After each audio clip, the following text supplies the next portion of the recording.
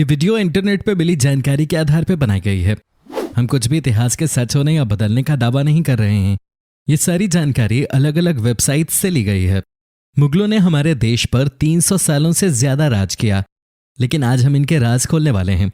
आज हम आपको इनके बारे में वो तमाम काले सच बताने वाले हैं जिसे सुनने के बाद आपके होश उड़ जाएंगे।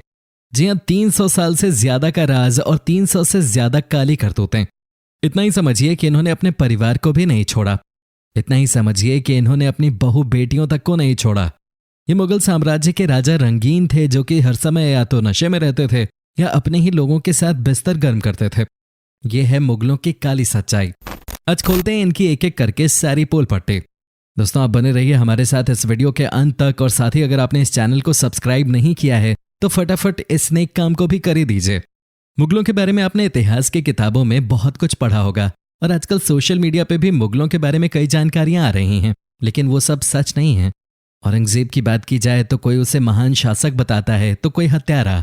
यहां तक कि अकबर के बारे में भी कहा जाता है कि बूढ़ा होने के बाद उसने इस्लाम छोड़कर दूसरा धर्म अपना लिया था। चलिए हम आपको मुगल काल की कुछ ऐसी सच्चाइयां बताते हैं जिसके बारे में आपको आज तक नहीं पता होगा।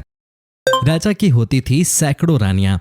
दोस्तों, मुगल शासकों में इस्लाम के चलते कई बीवियां रखना अपराध नहीं माना जाता था। एक राजा की सैकड़ों बीवियां होती थीं जो उनके साथ ही महल में रहती थीं। रानियों की सेवा के लिए दासों का इंतजाम होता था। राजा भी हर दिन अलग अलग बीवी के साथ रहता था। नशेड़ी था हुमायूं। जी हाँ, मुगल शासक बाबर के बेटे हुमायूं को अफीम और शराब की लत लग गई थी।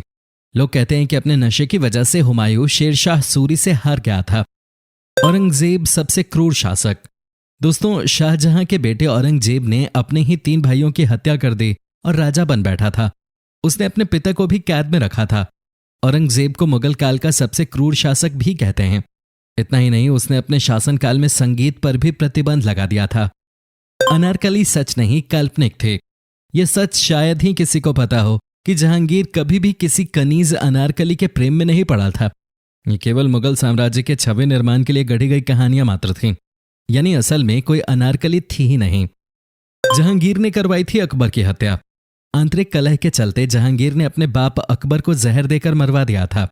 उसने केवल सत्ता की लालच में आके अपने पिता को मारने की साजिश रची थी। ये सच शायद ही आपको पता होगा।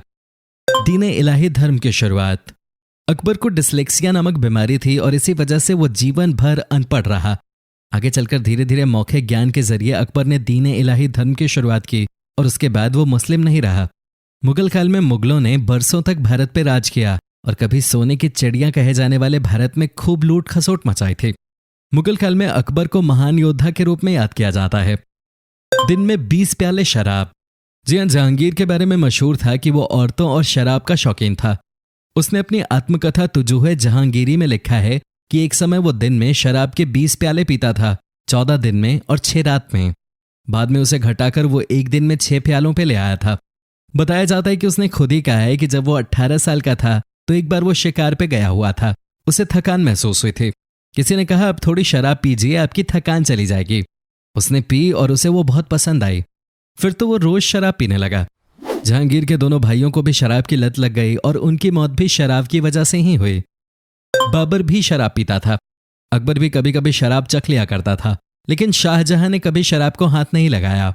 बल्कि जहांगीर को इस बात का अफसोस रहता था कि उसका बेटा 24 साल का हो गया है और उसने आज तक शराब का एक घूंट तक नहीं लिया है। ये कैसे हो सकता है? जहांगीर ने अबुल फजल को मरवाया। अकबर और जहांगीर के रिश्ते कभी सहज नहीं रहे। उनमें और कटुता तब आ गई जब जहांगीर ने अकबर के बहुत करीबी और उसके जीवनीकार अबुल फजल को ओरछा के राजा पीर सिंह देव के हाथों उस समय कत्ल करवा दिया था जब वो दक्कन से आगरा की तरफ आ रहे थे। इस हत्या का सबसे जीवंत वर्णन असद बेग ने अपने वृतांत वाक़ए असद बेग में किया है। बेग ने अपनी किताब में लिखा है, बीर सिंह के हर सिपाही ने कवच पहन रखे थे। उनकी तलवारें और भाले हवा में बिजली की तरह चमक रहे थे। तेज भागते घोड़े पर सवार एक राजपूत ने अबुल फजल पे बर्छे से इतनी तेजी से वार किया कि वो उनके शरीर के दूसरे हिस्से से बाहर निकल गया। फजल नीचे गिरे और उनके शरीर से तेजी से खून निकलने लगा। उनका खुद का घोड़ा उन्हें रौंदता हुआ निकल गया। ताज्जुब है कि घोड़े के भार से उनकी मौत नहीं हुई थी। फजल अभी जीवित थे कि बीर सिंह वहां पहुंच गए। वो उनके बगल में बैठ गए। उन्होंने अपनी जेब से एक सफेद कपड़ा निकाला और फजल के जिस्म से निकल रहे खून को पोंछने लगे। इसी समय फजल ने अपनी सारी ताकत जुटाते हुए बुंदेला प्रमुख के गद्दारी के लिए उसे कोसा। बीर सिंह ने अपनी तलवार निकाली और एक झटके में अबुल फजल का सिर उनके धड़ से अलग कर दिया। फजल नहीं चाहते थे जहांगीर को बादशाह बनाना। यह तथ्य है कि अबुल फजल की नजर में जहांगीर कोई बहुत ऊंची जगह नहीं रखते थे, लेकिन क्या सिर्फ यही वजह थी उनको मरवाने की? बताया जाता है कि एक राजनीतिक खेल चल रहा था कि गद्दी पे कौन बैठेगा। अकबर की शक्तियां छीन हो रही थीं। वो अब थक रहे थे और जहांगीर को अब लड़ाई करनी थी आने वाली पीढ़ी से। जब अकबर ने अबुल फजल के देहांत के बारे में खबर सुनी तो मूर्छित हो गए। जहांगीर इसके बारे में बिना किसी ग्लानि के अपनी आत्मकथा में लिखते हैं, ये मैंने किया। और अंततः जहांगीर जब अबुल फजल के बेटे से मिलते हैं तब भी उनके मन में कोई अपराध बोध नहीं रहता है। वो साफ लिखते हैं कि मेरा उद्देश्य था बादशाह बनना। अगर अबुल फजल वापस दरबार में पहुंचते तो मैं बादशाह नहीं बन पाता। जहांगीर की क्रूरता। 17 अक्टूबर 1605 को अकबर के देहावसान के बाद जहांगीर मुगल तख्त पर आसीन हुए। उनके बारे में कहा जाता है कि वो बहुत ही मूडी बादशाह थे, कभी बहुत दरिया दिल तो कभी बहुत खूंखार। जहांगीर की क्रूरता का ब्यौरेवार वर्णन एलिसन बैंक्स फिडली ने अपनी किताब Nurjahan empress of Mughal India में किया है। वो लिखते हैं, जहांगीर ने अपने एक नौकर का अंगूठा सिर्फ इसलिए कटवा दिया था क्योंकि उसने नदी के किनारे लगे चंपा के कुछ पेड़ काट दिए थे। उसने नूरजहां की एक कनीज को एक गड्ढे में आधा गड़वा दिया था। उसका कसूर था एक किम्बन का चुंबन लेते पकड़े जाना। एक आदमी को उसके पिता की हत्या करने की सजा देते हुए जहांगीर ने उसे एक हाथी के पिछले टांग से बंधवाकर कई मीलों तक खिंचवाया था। अपने खुद के बेटे खुसरो के बगावत करने पर जहांगीर ने उसे मौत की सजा न देकर उसकी आंखें फोड़वा दी थीं।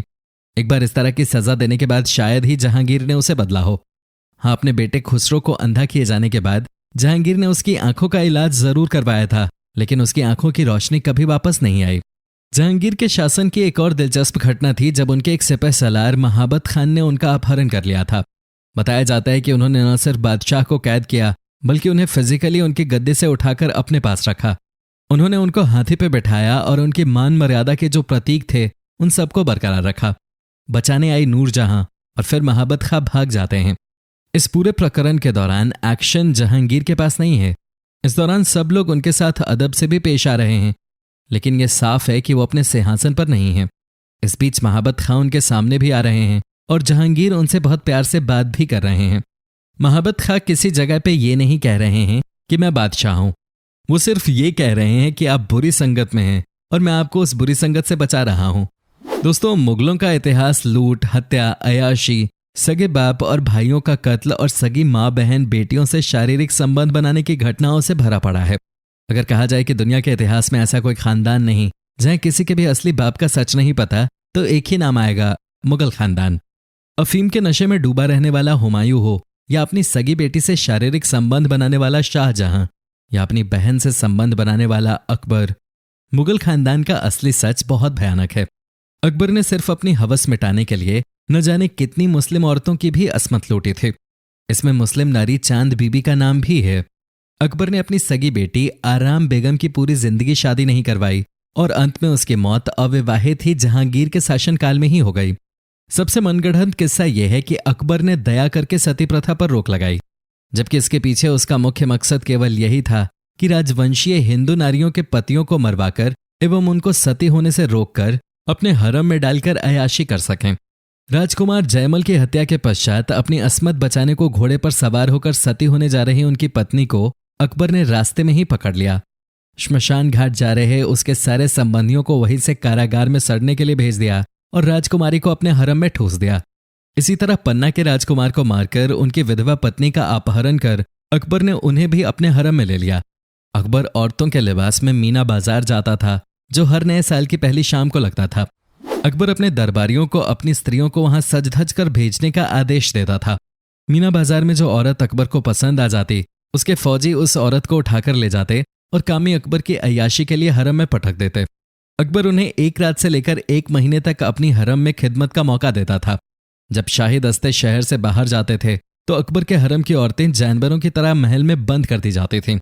अकबर ने अपनी अय्याशी के लिए इस्लाम का भी दुरुपयोग किया था। चूंकि सुन्नी फिरके के अनुसार एक मुस्लिम एक साथ 4 से अधिक औरतें नहीं रख सकता, और जब अकबर उससे अधिक औरतें रखने लगा तो काजी ने उसे रोकने की कोशिश की।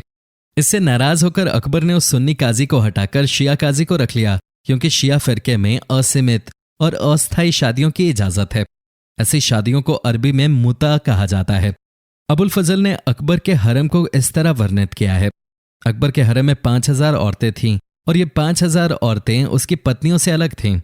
शाहजहां के महल के पास ही एक शराब खाना बनाया गया था। वहां इतनी वेश्याएं इकट्ठी हो गईं कि उनकी गिनती करना भी मुश्किल हो गया। अगर कोई दरबारी किसी नई लड़की को घर ले जाना चाहे तो उसको अकबर से आज्ञा लेनी पड़ती थी।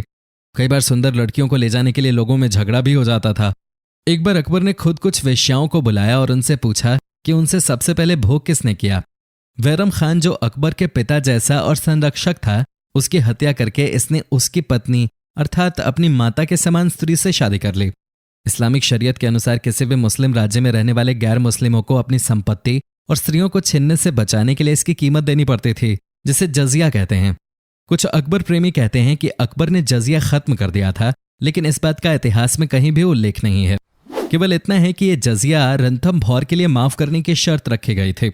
रणथंभौर की संधि में बूंदी के सरदार को शाही हरम में औरतें भेजने की रीति से मुक्ति देने की बात लिखी गई थी, जिससे बिल्कुल स्पष्ट हो जाता है कि अकबर ने युद्ध में हारे हुए हिंदू सरदारों के परिवारों की सर्वाधिक सुंदर महिलाओं को मांग लेने की एक परिपाटी बना रखी थी और केवल बूंदी ही इस क्रूर रीति से बच पाया था। यही कारण था कि इन मुस्लिम सुल्तानों के काल में हिंदू स्त्रियों के जौहर की आग में जलने की हजारों घटनाएं हुई। दोस्तों, उम्मीद करता हूं कि आपको हमारा ये एपिसोड पसंद आया होगा। साथ ही दोस्तों, अगर आपको इस वीडियो पे कोई राय देनी है तो आप हमें कमेंट करके बता सकते हैं। हमें आपके कमेंट्स का इंतजार रहता है। दोस्तों, अगर आप हमारे चैनल पे नए हैं तो प्लीज चैनल को सब्सक्राइब जरूर कर दीजिएगा, क्योंकि हम आपके लिए रोज इस तरह के वीडियोस बनाते रहते हैं। दोस्तों, अपना ख्याल रखिएगा।